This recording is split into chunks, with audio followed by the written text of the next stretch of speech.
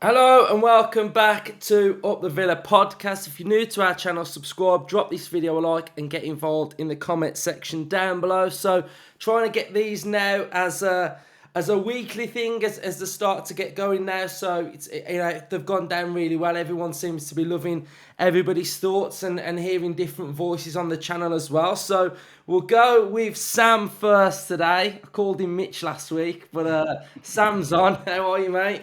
All right, mate. Yeah. Yeah, good. It was good to catch up with you as well in the whole tent as well. So we may as well touch on the atmosphere then. So what was your thought on the atmosphere and being at Villa Park on Saturday? Yeah, I thought it was pretty good. To me, it summed the atmosphere up when Martinez caught that ball. Everyone said go, including me. Uno said no, and we just played out and did what we said. I'll admit I did it myself for that, but yeah, it's pretty good, wasn't it? It's the game was just faultless, really. I know people say it was only Bournemouth, but that style of play week on week now, you can just see it improving. But yeah, all in all, pretty good, mate. I thought the atmosphere was it's like it normally is, isn't it? There's not. I always think what we come out to and stuff, it's not the best. It don't really get you going that much. Nah. We have a few songs when they come out, it dies for a bit, and then you get the odd song, but I don't know. Can one of the other three stands not start anything, and then we can all join in for a change? Yeah. So what did you make of the performance? You've already said that it was faultless, but you know what did you make of it? Because they're still under a bit of pressure, aren't they, to perform? Yeah. Emery speaks about it, and there seems to be this really big willingness to want to perform at home, and the away form is sensational as well. So. I think even though that there's still pressure on them, they're really now starting to have a bit of swagger. Yeah, 100%. It's all confidence, isn't it? I mean, how many times as soon as something goes wrong, you've seen them caving in the past, and now this is the way we're playing, this is what we're doing, and no matter what goes on in that stadium, that's what they're doing. And in fairness, it's like I said, week on week, you can just visually see how much it's coming on. Mings, Konsa, Martin, Cash, the weekend was absolutely brilliant. I think it's his best in a Villa shirt. Yeah. And like I said, it's all down to that style of play now. Are we the finished article? No. It's a massive summer to improve in a few areas. But what was it? 14 games, 26 points, I think I read. Yeah. Absolutely incredible.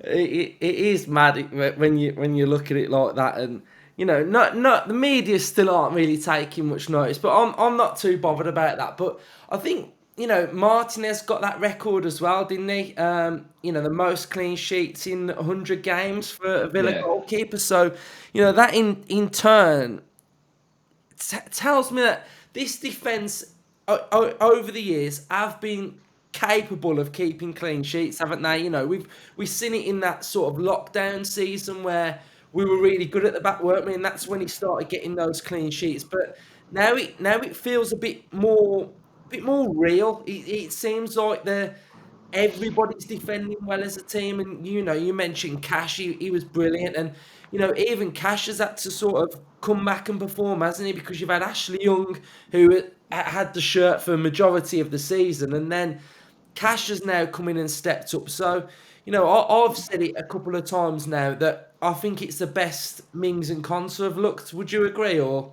Completely agree. Yeah, completely agree. I mean, for me, Tyrone Mings is just phenomenal. Yes, he's got a mistake in him, but for what he's done for this football club, it's just absolutely phenomenal. Konsa, like you said, in that lockdown period was brilliant. He lost his way a bit, but I think Mings, it's far, far more good than bad, really is. But yeah, it's the best I've looked by an absolute mile. And I think the biggest compliment you can give us at the minute is Kamara's probably been player of the season, and we don't look like we've missed him. No. I mean, you're looking at McGinn, and to be fair, I'd want McGinn to go back where he does, Kamara to come in, but McGinn looks like he can play there.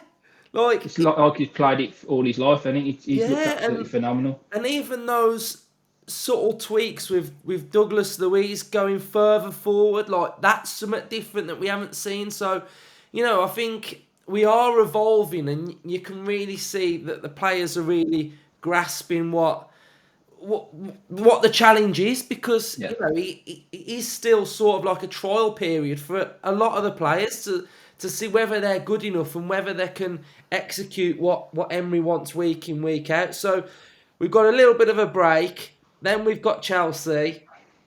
Can we go there and get some? Because I'm not going to say there's a load of pressure, because if we do go there, then I'm dusting some off. You know what I mean? That passport's coming out. But it's a big thing if we can go there and win. That really, to me, says we're going in one direction. We've got Chelsea, Brentford, and Brighton still to go, haven't we? If we could Yeah, take 6 points out of them, it really is game on then. yeah, But it's like people complaining about Mings and Watkins not going with England. I'd rather him have 2 weeks with Emra. yeah, He's got two yeah, weeks to come up with a game plan. Normally, he needs about 24 hours. yeah. And to be fair, I saw a picture of Buendia today, and I don't know whether it was Villa or someone that captioned it that he was out, and I was like, "Oh God, he's gone!" Like, I'm now thinking, I don't want him there. I want him. I want him to stay here. So, because I just don't want him to come back and get injured. But anyway, To be cheers, fair, pal. he was the only one that annoyed me the weekend because I backed 2-0. I was devastated when he Did you? scored. Cool. Right, it's been great having you on, mate. See you later, mate. Awesome. We'll go with James next. How are you, mate? It was Yeah, not doing too bad. good stuff. It was your first game for a while then. So what did you make being back at Villa Park? Oh, it just felt like home, to be honest. It was nice, For me, it's kind of like an away home game, but it was still home. It's obviously I was up in the Upper Trinity, so it's not the liveliest of bunch, but obviously towards the end of the game, everyone was singing along. But to be honest, I did expect more from the atmosphere, I think, but with the recent performances of being a bit cagey at 1-0, I kind of expected it. But other than that, like you said in your post match, it was what a game that was. I wanted them to win at least above 2-0 after getting smacked at the start of the season. I needed that. I think we all did, to be honest, because it was like, you ruined the start of our season. Let's Yeah, let's give them one. and it sort of just gets that thought of what happened at the back of your mind, doesn't it? Now, like, Yeah, sure. I'm never gonna think about that ever again, because I know we've done them No, 3-0 at home now. So yeah, you're right in what you're saying about that. for sure. But yeah, I mean, like you were saying, Dougie Louise, McGinn, even Ramsey, for me, and Cash. Can't forget Cash, because I think them four together, I think they really made the game there, to be honest. And yeah, don't get me wrong, Mings, Konza, they did great too, but obviously they mainly helped us in the set pieces and whatnot from the corners, because that's how we got damaged last time, and they controlled that area like it was like it was second to none for them. So I think mainly them four, they really crushed it. Like Matty Cash, what a game he had. Louise, it was nice to see him going up, weren't it? So it's just brilliant. Yeah, and it's just nice now, knowing that we can control a football match, which you know. It, that is a big thing for Villa. That is a big thing to be able to do that, because we haven't been able to do it for years, have we? We haven't been able to like control games, and I think even though now Ashley Young isn't out of the side, you can still see what he's brought to this team. Mm, You can see that it's got characteristics of his personality. Even through watching Cash now, fighting, scrapping, defending. He's tenacious, and I think someone like that has really helped. I think Ashley Young has been integral, even if he's not in the side. And I think sometimes mm, it's easy to forget someone like Young because he's just not in the side now. But I think mm. he's been fantastic. So who really sort of like stood out for you? And if you had to pick one player, who would you say was your man of the match? Um, See, my battle would be between Cash and McGinn, I would say, but I think I'd edge McGinn because okay, you can have a right back have a good game, but they can't have a solid impact like they would from the middle of the park, like McGinn was. And as you and Sam said, he looked natural in there. Yeah. Like honestly, he looks like a natural CDM, no problem. And for me, it would be McGinn, I reckon, for sure.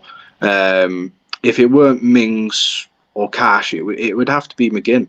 It would have to be, because there was nothing. There's one thing seeing him do his turns on TV, but seeing it at Villa Park, it was bliss. You can really get that perspective on how he does it, and it was It's brilliant. when it's when he does that little shoulder drop and then he's in like bulldozer mode. It's like they can't touch him, can they? They No, literally they can't get near him. And I always think if you see a couple of them from McGinn, you know he's having a good game.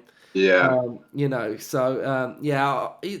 To be fair, I think it's nice to see some of these players that have had a lot of stick or have had a lot of criticism coming out the other end of this now, and really putting in some big performances and a consistency to the game, because that's what they're showing there. They're all starting to show a lot levels, and I think that's great. It's great to see. So I'll get your thoughts on Chelsea. And I know it's like 2 weeks away, but yeah. how are you feeling about that?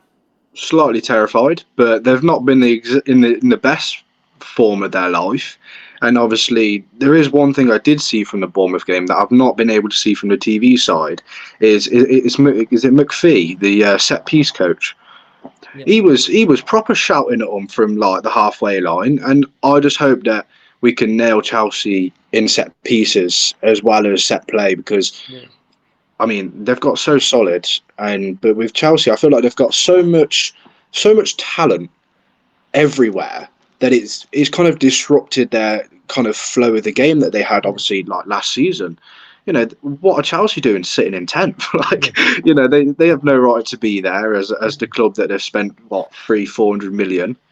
But I think if Unai Emery puts out a good game plan, which he always does Yeah. from what we can see, I think if I don't know if we'll have Kamara back by then. Hopefully we will. Depends on how long they want to keep him out. But we've got John McGinn, so it's not too bad. But rustle some feathers, and I reckon we can either get a point or even three. I'd like to see three and give them a bit of a shock like we did to Tottenham, really. Yeah, I think now we're getting into that. If we can get some good points against the teams that are above us now, then we'll be right in the mix. So, cheers, James. Thanks for coming on, mate. No worries, man. Pleasure. Awesome. So that's everybody on our little football phone-in. I hope you've all enjoyed it. If you do want to get involved, just drop me a message, and up the Villa.